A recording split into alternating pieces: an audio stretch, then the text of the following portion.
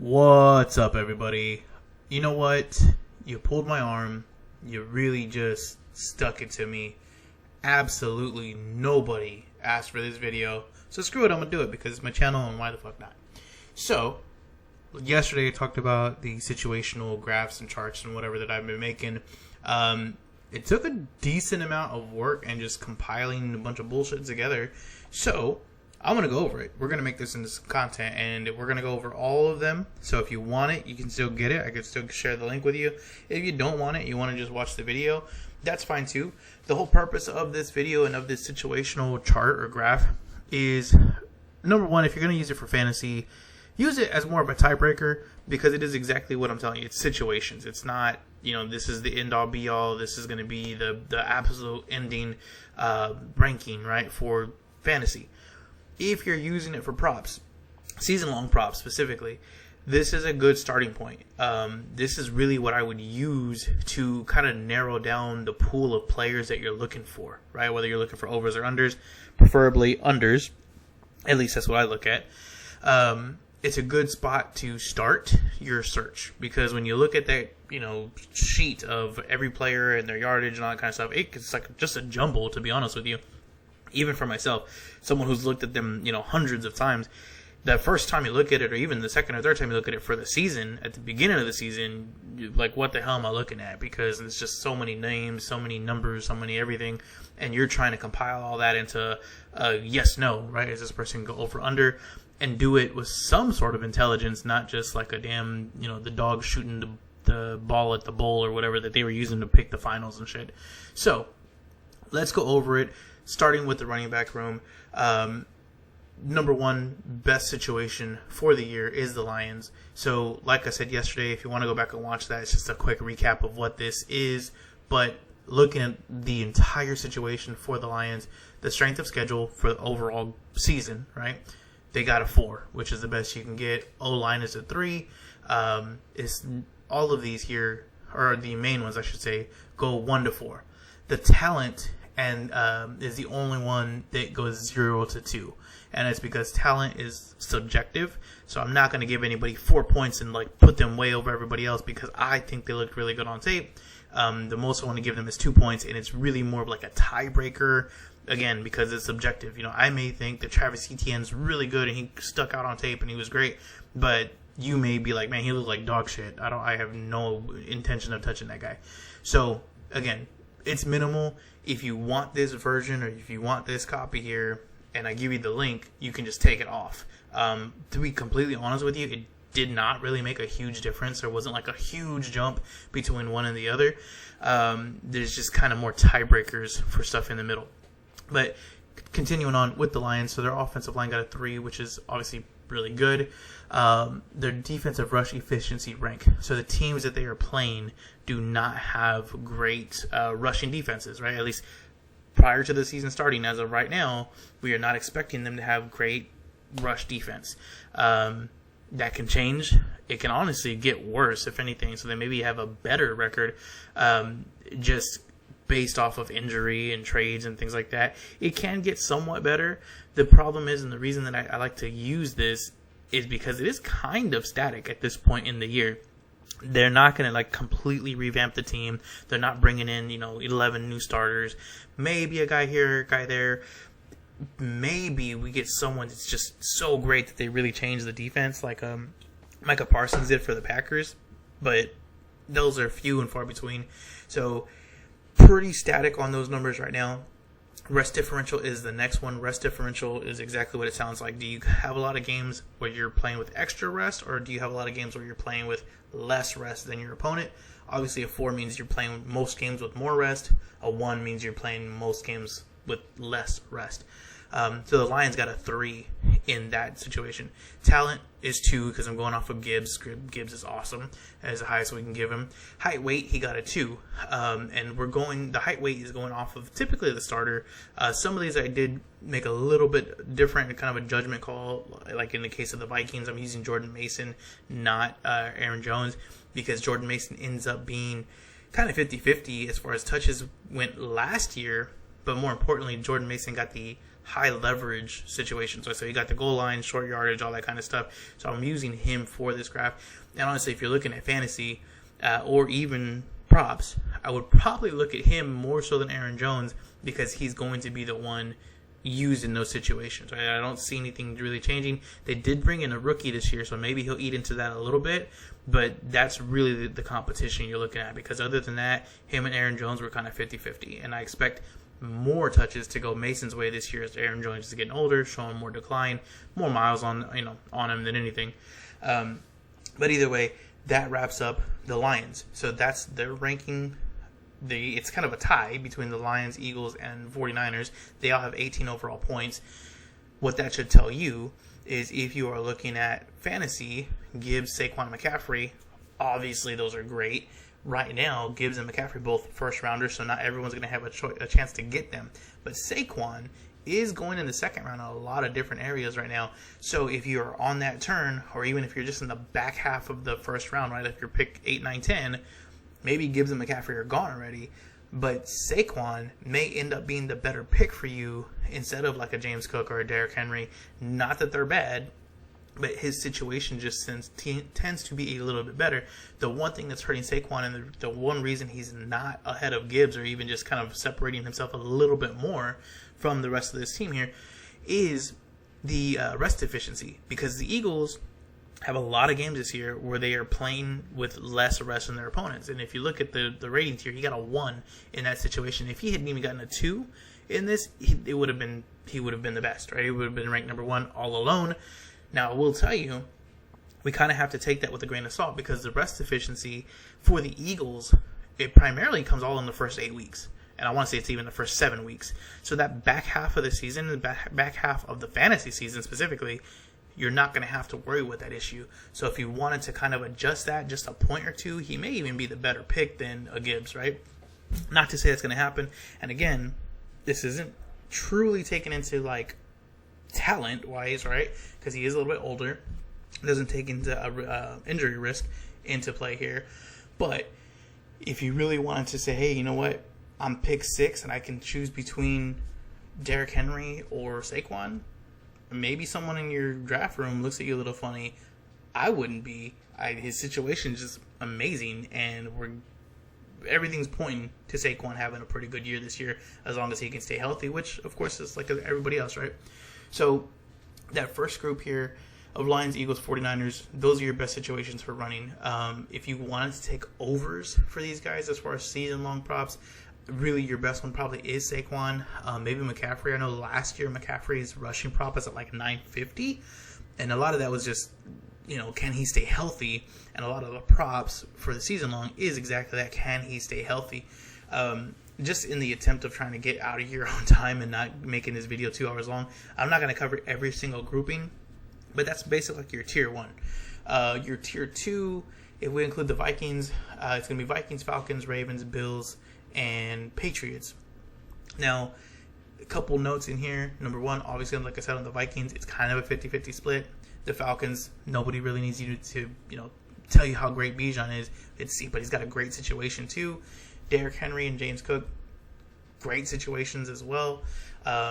In this one, I actually kind of lean Cook just a little bit, only because the offense is probably going to be a little bit faster out of the gate than the Ravens. Not to say that the Ravens won't eventually turn it on, because I do think Declan Doyle is going to have a good season, which is our new offensive coordinator. He comes from a good pedigree, never been a coordinator before, but he has a good tree to kind of fall back on. So I do think that they're going to get going, and all the players, as far as like Lamar, Henry, Flowers, they've all come out saying that their offense looks so much better, that they're super excited about it. And I mean, what do you expect them to say, right? But just the way that they talk about it makes it seem more believable than just like, hey, this is just kind of locker room speak. So I would keep an eye on that. But James Cook, we know the Bills are going to be a high-scoring offense. Yes, they bring in a new coach, but Joe Brady was their previous coordinator already. So not a huge change. I don't see a lot of differences moving around in this team. If anything, we should be looking at somebody like a DJ Moore, who may even keep this offense running a little bit smoother than they did last year, having a true number one. Now, whether he's washed or not, I don't think he is, but either way, James Cook, as part of the better offense that should come out of the gate just hitting the ground running, pun intended, I think he's going to be a little bit better by end of year. Even though Henry may get a few more touchdowns, if he doesn't get the ball to go the right way, if Mark Andrews gets maybe just a few more touchdowns than he did last year, obviously because he had a shit year last year, you probably aren't going to get the return on Henry that we're expecting. But like I said, either way, both great, both good situations. The Patriots is a little bit trickier because the situation's great, but the carries are going to be different, right? Stevenson, awesome player, great situation. Again, just like everybody else in here, we have at 16 right now with the points that they got. The difference with Stevenson is that he does have Henderson kind of in the wings there waiting for him, or maybe even kind of cutting into those carries a little bit more than they did last year. Just depends. One thing I would look at is just preseason for these guys. How are they using Henderson? Is his pass blocking any better? Is Stevenson still kind of the main guy? Is he the one getting the rest in preseason? What's coming out? But assuming that Stevenson is their number one, I really like the situation this year. That's kind of your tier 2. Tier 3 would be like the Bears, Broncos, Colts, Saints, and Jets. Now, the one that sticks out to me here, really two of them. Number one, J.K. Dobbins, because he should be the hands-down starter for the Broncos. Now, I tend to see him fall way down drafts, right? And that's because there's 3 people there. There may be a split. Who knows what's going on? He's injury-prone, all that kind of stuff. But if you can get him in the 9th round, and he is one of the better situations, or the Broncos have one of the better situations this year, he should be able to carry you as your flex, at worst, or at best, really, he's your flex player. And the games that he pops off, because his offensive line is great, and on top of that, the strength of schedule is easy, and then the rest differential is really good, so he's going to be coming in healthy with the rest of the line, all that kind of stuff. The only thing that's going to hurt him is that they do play some tougher rush defenses, but with a scheme like the Broncos that doesn't stop them from running. They want to run the ball. They're going to be a slower paced team. They got Jalen Waddle to maybe help move the ball a little bit better so they can get some more scoring in there, maybe some additional goal line stands. All that kind of stuff should help Dobbins. ETN, though, is the other one that I'm looking at. And the Saints are, obviously, everyone's thinking that these guys are going to be, skyrocketing up the board here. But really great situation for ETN. Kamara just restructured his contract. He's going to be the clear number 2. Maybe he gets passing down work. Maybe he doesn't, because ETN's not bad at that exactly. But the strength of schedule is great for the Saints. Their offensive line got 3 points, 3 out of 4 is not bad at all. The rush defense efficiency, number 4. This team plays so many opponents that cannot stop the rush, that even if Kamara does dig into that passing game a little bit, ETN should be able to have his fill on the ground and just do what the hell he wants. And with a clear cut, hey, you're our first and second down guy, the only thing we are worried about at this point is getting in the end zone. And ETN has not been great at that. That's probably the one knock I would take against him on this. But the rest of the situation looks great. I don't have anything else to say about him, other than if you can get him at least in the late 3rd round, maybe even early 4th, definitely worth the shot as your number 2. Just having a couple games where he goes off as far as yardage, right? Hopefully he gets in the end zone a little bit more than he did with the Jaguars. Again, this usually tends to be kind of his Achilles heel there. But moving down into the next tier, it's Browns, Cowboys, Packers, Giants, and Buccaneers. Bucky Irving is the person I use for this chart. Bucky Irving, unfortunately, they've been saying quite a bit about how he is not comfortable with the injury. Really had a lot of outbursts last year. I don't like the way he's recovering from that. And not physically. It's more of a mental thing, at least from what the team is saying, right, or what's coming out of the locker room. But that does make me kind of interested in Kenny Gainwell, and specifically Sean Tucker, because he is their goal line guy. And again, we see that they're playing a lot of teams here that cannot stop the run or struggle to stop the run. And in that situation, that seems to just be an NFC South problem, right? Because the Saints and the Bucs are both getting this great schedule of teams that are kind of struggling to stop the run. So maybe look at that division in general, which obviously does include Bijan. But as far as the Buccaneers are concerned, if you want to look at somebody like a Sean Tucker, who's going really late in drafts, I mean, you can basically hit the guy for free, skip the Bucky Irving issue, and Kenny Gainwell is not going to be their goal line guy. You may get a steal of the draft with Sean Tucker if no one's looking. Moving down from there, we have the Texans, Chiefs, Chargers, Seahawks, and Commanders. All these guys, obviously really good. Hampton and Montgomery going really early in draft. So was Walker, of course. Makes it a little bit harder to get those guys, but Montgomery is probably a pretty good fallback. The only problem we have with Montgomery is obviously the team itself, right? So are they going to be able to move the ball the way that we're hoping that they will be? They do have a pretty tough strength of schedule as far as just like overall strength of schedule, and the offensive line is not great even with their picks, which is why he's kind of middle of the pack here as far as situation. But the Texans did go out and look for him. They were very intentional with getting him specifically because he runs the type of run game that they want to carry out there. So Montgomery, good pick overall, especially if you can get him a little bit later. If he falls to the 6th, I'd be very interested. In the 5th, maybe, depending on who else is there.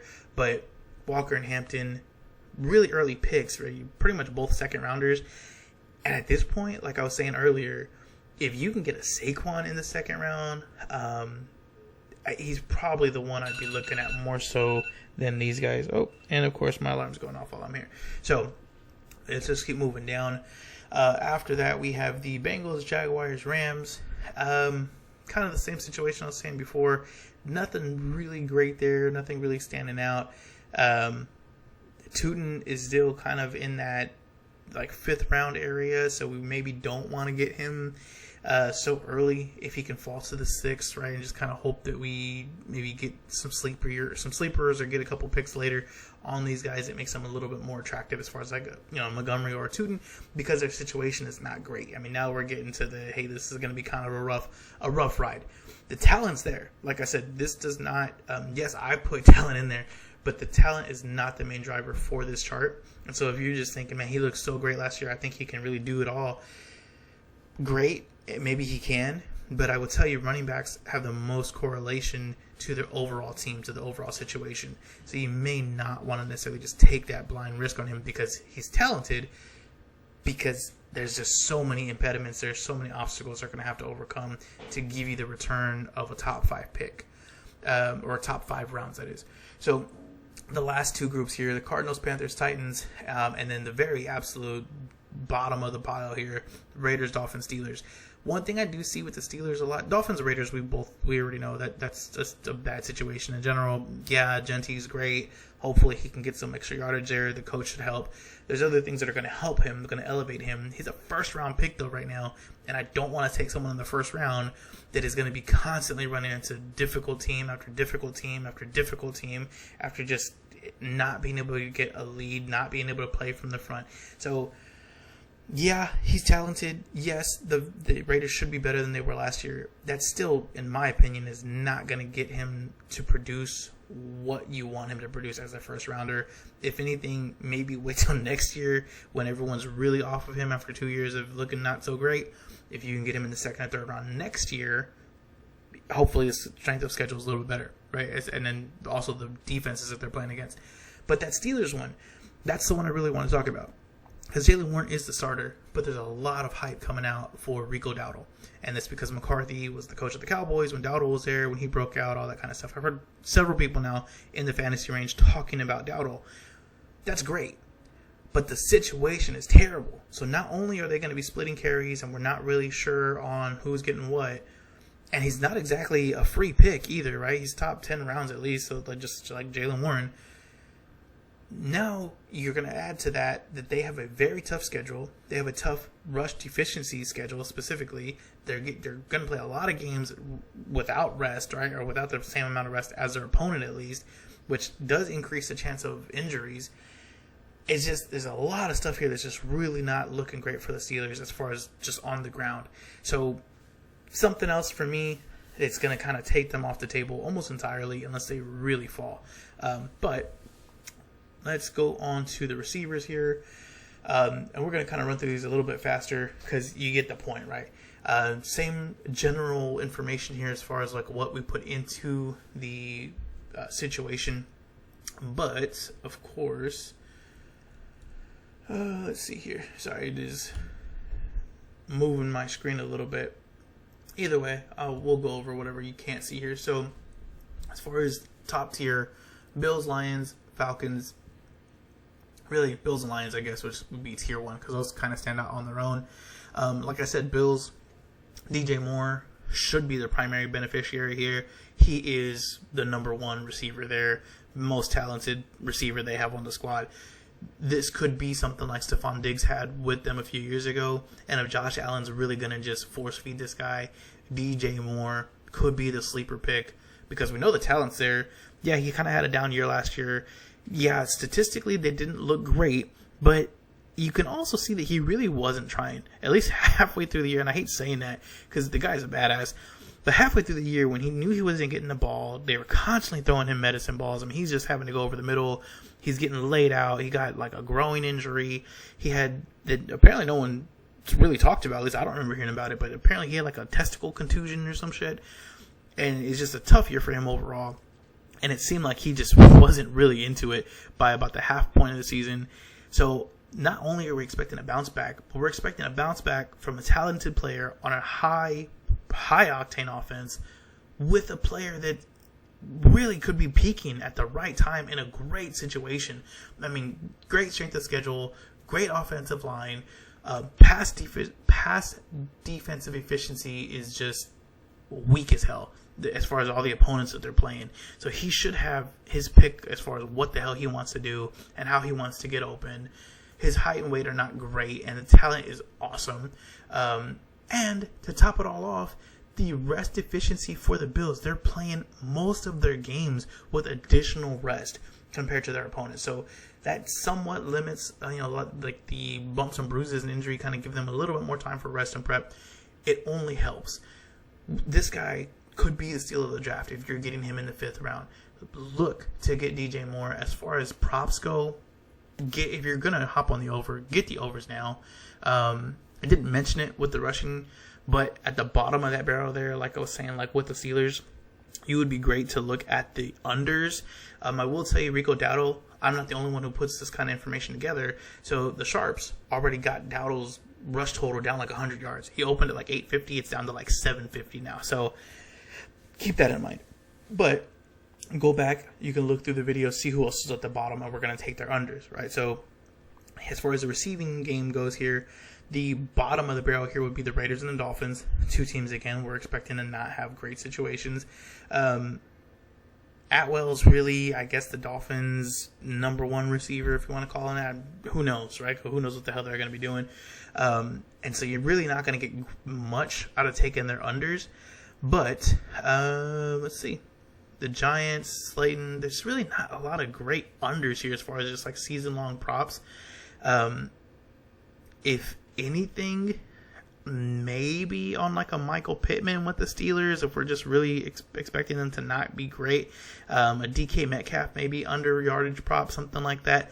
Just one of those 5 bottom teams. The problem is they don't really have, other than the Steelers, the Titans with Carnell Tate, great. I mean, I don't know how high his prop is going to be to begin with. And he's also a rookie, so with new coaching staff, so maybe he does get kind of force-fed, so I don't really want to touch that situation. The Giants, Slayton's going to be a super low total, and I apologize, I don't know what it is off the top of my head, but I don't think you're going to get some huge number on Slayton. Malik Neighbors, we're all kind of expecting him to start off at least a few weeks, not playing or being very slow, so not a lot there other than if you want to look at the Steelers receivers and taking their unders, and I'd probably lean more DK Metcalf because Pittman, number 1, they obviously added him for a reason, but number 2, he plays the type of game that really just meshes with Aaron Rodgers very well. That short, quick, underneath routes, exactly what Rodgers wants to do to get the ball out of his hand to a hopefully open receiver, right? Give him a step or two and see what he can do. So I don't really want to touch Pittman on the unders, possibly a DK Metcalf though. Going back to the top, so if we move on from the Bills and the Lions, we have Falcons, Vikings, Patriots, Seahawks, Broncos, Eagles, 49ers. that's all kind of in that same general range, right? Like a 18, 19 points as far as what they're getting for situation. So any of those players, obviously great. There's not really a huge standout here as far as like fantasy picks because all these guys are going relatively high. Other than DJ Moore, he's probably the one big standout because he's a 5th rounder for the most part right now. But Amon-Ra St. Brown, Drake London, Jefferson, A.J. Brown, JSN, Jalen Waddle, Devonta Smith. Devonta Smith, I believe, and Waddle are probably the only two that are down in like the 4th round or so. Mike Evans is slipping pretty far because he's a lot of times I can get him like in the 7th round depending on where you're at. Puka, which would be the next tier down. Puka, McLaurin, and I'm just going to include the 15s there as well. Chase, Lamb, Nico Collins, Rice, and Chris Olave. They're all kind of in that same general ballpark as far as like their situation. The one thing I will say here though is that McLaurin, yes, Nacua and Chase and sort of Lamb to a certain extent are going to get kind of force-fed a lot of the time. McLaurin's the only one of these guys that is just not only the true number one, but it's like there's nobody else even competing, right? Like Nacua has Adams, Chase has Higgins, Lamb has George Pickens. McLaurin has really no competition behind him. So he's going to get the ball. He's going to get, before he got injured last year, he was getting like 30% of the team targets. I expect that to be the same now. And with a healthy Daniels, he should be getting higher quality targets than what he got last year. He himself was banged up last year, so a lot of people are kind of sleeping on him. So he's another one where you could get him in like the 4th, 5th, 6th round, depending on where you're at. And he's just kind of going under the radar. He's a great sleeper in a good situation, true number one, the only really guy on that depth chart with a healthy quarterback that we're expecting a bounce back from. A lot of stuff pointing up for Terry McLaurin. If we move down from there, we're going to have the Panthers, Bears, Browns, Colts, Jaguars, Chargers, Buccaneers. Again, not super interesting here. Everyone's kind of like middle of the pack. Yeah, they're good picks. It's just a matter of how much are you going to spend on them. And as far as like unders, overs, I don't know how much I want to put on unders for really any of these guys other than maybe a Luther Burden and just take the chance that he's not the number one guy here, or that maybe the work is just so evenly split that he can't reach those higher numbers. Because the situation by itself is not enough to knock them down, but it's kind of whatever, right? After that, though, once we start getting back to the very bottom here, we go back to the Cardinals, Ravens, Packers, Jets, Giants, Steelers, Titans, Dolphins, Raiders. They're kind of all towards the bottom here. If anything, I would say that the defensive pass efficiency, and I cannot say that to save my damn life, is what's really dragging most of these teams down. I mean, they're playing tougher schedules as far as the secondaries that they are playing against. And a team like the Ravens, like I was saying earlier, they may not come out of the gates really hot. I fully expected by the second half of the season they're going to be going. But just season long, I don't know how much I really want to have of them in that first half. If anything, they may be set up to be great targets for like middle of the fantasy season to then try to get like a Derrick Henry or Zay Flowers. Because Zay Flowers is probably going to struggle. And if he's struggling and the offense is struggling and Derrick Henry can't get going because everyone's just selling out to stop the run, the Ravens defense should be great. But it's a lot of low-scoring games here is what I'm expecting from the Ravens. So don't know how much you're going to want them on your fantasy team. Probably a good look for the under, though, as far as Flowers is concerned. The one guy that would stick out to me for the opposite reason is the Packers. Because Christian Watson, probably the best situation he's going to have, or he has had in almost his entire career. Healthy, he's fixed hamstring issues, looking to be the true alpha here. Love is going to do what Love does. He's going to have deep shots, so could be a standout even though he's got not a great situation.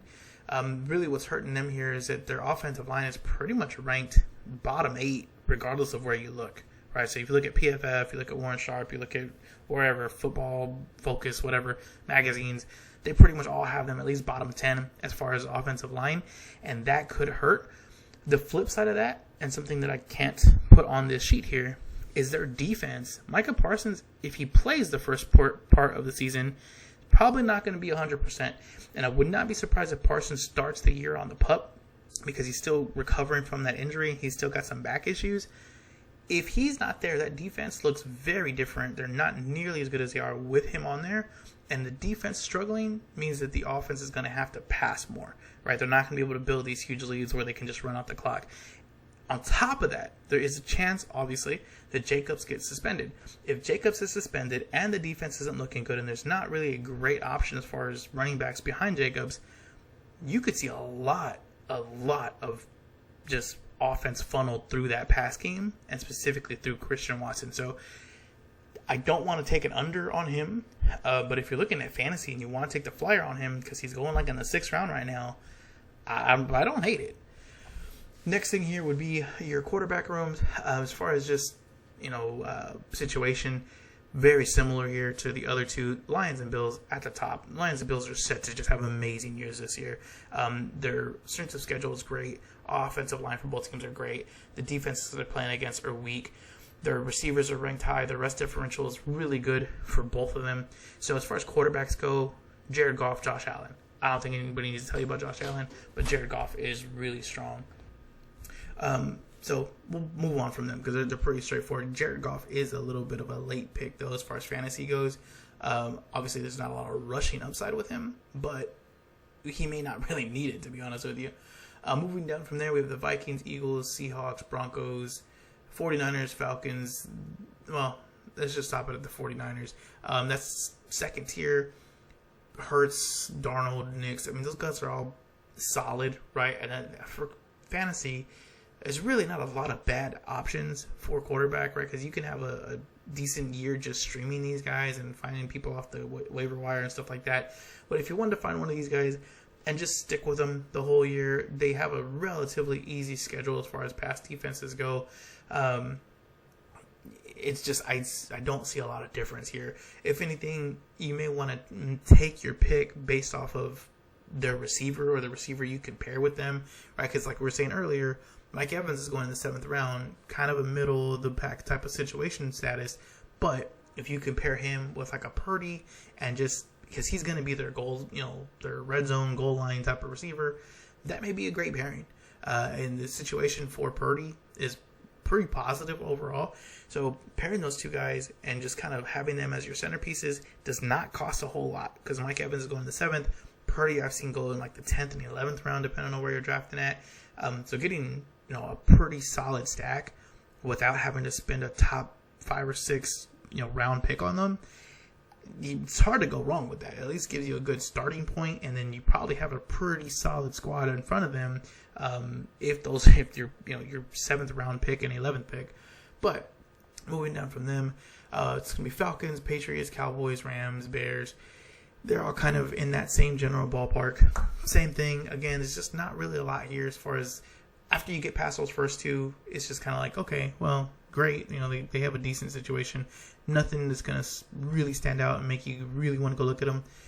Same thing on the other end. The teams that have a bad schedule pretty much have a bad schedule regardless of what part of the offense you're looking at. So Raiders, Dolphins, Steelers, Titans. Commanders have a tough schedule as far as past defenses go, but it's really more so their offensive line that's going to hold them back, if anything. Like I said, Terry McLaurin should get really a lot of funnel usage here, but him and possibly like Jordan Love with the Packers, the only two I would really maybe look to kind of jump out of line here and take them, even though they have a tough situation. Just because I can see certain things kind of breaking the right way. I see the pathway to them still having good years despite the good situation, despite the bad situation. The one I do feel kind of bad for, though, is Cam Ward. Because the coaches are there. It looks like they're really doing everything they can to put the people around him. The players, the coaches, the staff. Even the defense is getting increased. As far as the talent level of the defense, it is. It's just still really tough schedule as far as past defenses go. So he may not look great this year. He may have to maybe use his legs a little bit. And that's another thing that Jayden Daniels can kind of break this mold, because this is strictly just passing defenses. But if these guys can use their legs a little bit, something that Aaron Rodgers can't do, they could look okay even with these tough situations, whereas Aaron Rodgers may not, right? Malik Willis could pull something out of the hat, but again, just not great fit for the Dolphins anywhere. And again, I'm probably not the first one to tell you that. So let's move on. And this is going to be pretty much strictly for fantasy at this point. But defenses, best defensive situations, Browns, Broncos, Patriots, Seahawks. Top 4. What I would tell you, though, is if you're playing in a season-long fantasy league and you really want to, make sure you're locking in a defense, the best combination here, and if you're looking at those X's on the right-hand side, I broke it down by like quadrants as far as when they have easy games, when they have hard games. So the Lions, which are still top 6, right, as far as defenses go, situation for defenses, the first 7 weeks, they have a ton of easy games where they should just wreck shop and score a bunch of points and just win relatively easily. And if they can put up a bunch of points, force the defense to pass, they're more likely to get sacks, they're more likely to get interceptions, more likely to put up a good showing for your fantasy team as far as defense goes. On the flip side of that, if you can pair them with the Seahawks, that would be the ideal pairing. And the reason I say the Seahawks and not the Broncos is because the Seahawks have an amazing, not just 8 through 18, but specifically week 17. They are going to be playing a pretty relatively easy offense in the Panthers. And playing the Panthers, yeah, they have Ted McMillan. Yeah, they may be using Chuba. They may not at that point. But you're going to get a chance to play Bryce Young for your championship game with a top, level defense. So you have an upper tier defense with an easy schedule, with a great week 17 opponent that's not known for putting up, tons and tons of points. That may be just an amazing pairing. If you can get both of those teams, because the Lions are going, hell, you can pretty much get them for free. Sometimes they're not even getting drafted. Sometimes it's like round 16. The Seahawks are going to cost you a little bit. Sometimes it is going to be like round 12 through 14 somewhere. But if you can manage to get the 2 of those teams, you shouldn't need to play the waiver wire game. You shouldn't need to be drafting defenses. Most weeks, you're going to have one of them is just going to look great for you. So that's what we should be looking at for defenses without having to keep playing them. As far as, bottom of the barrel here, same old. Raiders, Dolphins, Cardinals, Washington. Washington's defense on paper looks a lot better. The schedule, though, is going to be kind of tough. As far as Giants, Saints, all of them kind of down there. Really not a team that you'd be looking to take anyways. Maybe streaming here and there if you absolutely have to. The one that I was kind of confused with was the Chargers, because they have a great opening to the season. Weeks 1 and 2, it's like Cardinals week 1, and I'm blanking on week 2 right now, but I think it's the Raiders. But a pretty good open to the season, but the rest of the season is just terrible as far as defense goes for fantasy. So that's probably the one team towards the bottom here that some people are maybe looking at to kind of ride with as their defense, and I'm shying away from that. Lastly here, this is just your kicking data. The kicking portion, few things. It's not as many, that go into the situation from the other teams. This is going to really just be your overall offensive rank, and then how many games are you playing inside, because that's really what matters. We need a team that's going to be scoring, and we need a team that's ideally playing more indoor games than outdoor games.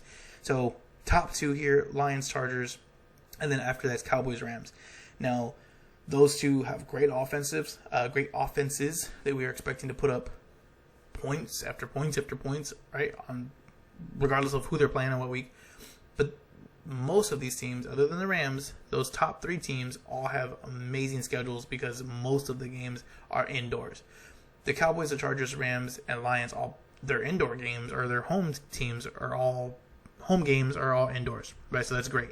But they just happened to also play most of their games, even when they're playing other opponents, indoors. And I apologize, I don't have the exact... Oh, I do have the numbers here. Give me 1 second. I can tell you exactly how many games Detroit is playing indoors. Detroit's playing 11 games indoors. And as far as fantasy is concerned, from week 11 through week 16, all of their games are indoors. So that's amazing. As far as kickers go, the 1 or 2 things, I guess I would say, to kind of backtrack off of them is, number 1, week 17 is going to be in Chicago, which is outdoors, and it's going to be cold as shit and windy. But it's still Detroit. The other thing that's going to kind of knock against them is that Dan Campbell does not like to kick field goals. We all know he's the 4th and 1, I'm going to go for it kind of guy. So unless it's like 4th and 10, 4th and 7, and they happen to be, within that kicking distance, there's a decent shot he doesn't kick a field goal because he's just going for it on fourth. Or if it's like, hey, yeah, it's 4th and goal and we're at the 7, he's probably not kicking the field goal. He's not giving you those 3 points. He's most likely going to go for it. So that's why I take a little bit of a step back from them. The Chargers don't have that issue with Harbaugh. Harbaugh's fine with kicking the field goal right from the 20 if it's 4th and 5. The Cowboys, kind of the same situation. Aubrey, obviously awesome as far as he can kick from, halfway across the damn parking lot. So Cowboys and Chargers, probably the 2 teams I'm really trying to go after as far as Cam Dicker and Aubrey, if you can get those kickers in there.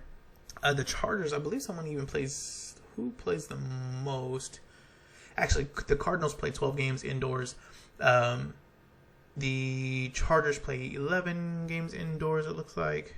Actually, I'm sorry, 10.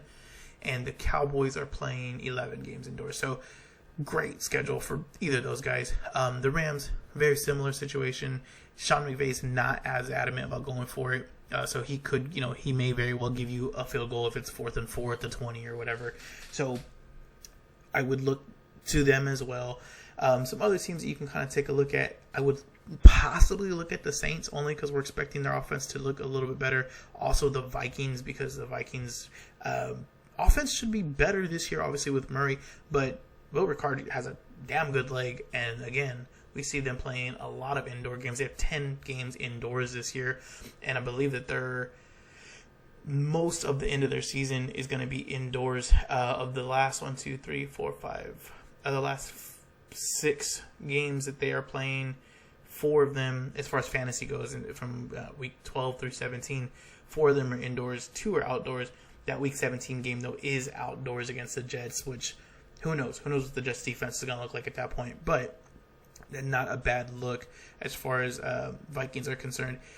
The teams I would not be looking at, again, Steelers. The Steelers actually do not play a single game indoors this year. That's going to be tough as far as the team overall, but kickers, just not that he can't do it. Obviously, he's used to it. Not helping the situation, though, any. Plus, obviously, the team overall is not great. Or not in a great situation, I should say. So I know the Steelers, I'm blank on this dude's name now, but I know he does get looked at from time to time. People maybe will just click on the name because they're used to it. Not really looking to take the Steelers kicker this year. But I think that's going to pretty much wrap it up for today, guys. I'm just looking at anybody else that maybe kind of sticks out here. The middle of the pack's going to be kind of middle of the pack. I'm looking like Eagles, Ravens, Packers. They're all kind of okay as far as just kicking goes. Really, if you can and if you can pay up for it, especially going off a situation, Cam Dicker and Aubrey. Aubrey's probably going to be like a 12th, 13th round pick, but Dicker does tend to go towards the end of the draft, like rounds 15, 16, 17. Usually gets picked up, but I mean, maybe he goes without getting drafted, right? If you can get him at the very last pick. But either way, guys, hopefully this was helpful, beneficial. I know it's a little bit of a longer video, but the situation's something that we should all be looking at as far as fantasy, as far as betting, props, whatever. It is something that we can use throughout the year to not only bet props, but to bet teams. Because if we notice that the team has a stretch of like 2, 3, 4 games that are really tough, where they're just playing top tier after top tier after top tier, or maybe they're playing game after game of rest efficient games, we know when to fade them, and then we can jump on before everybody else realizes that they are actually better. They've just played a rough stretch, or maybe they're actually worse, but they just played an easy stretch. Either way, good to know. Like I said, you can have all these, all the information, all the data, all the spreadsheets. Just let me know. Hit me up in the comments, and I will speak with y'all soon. Thanks again.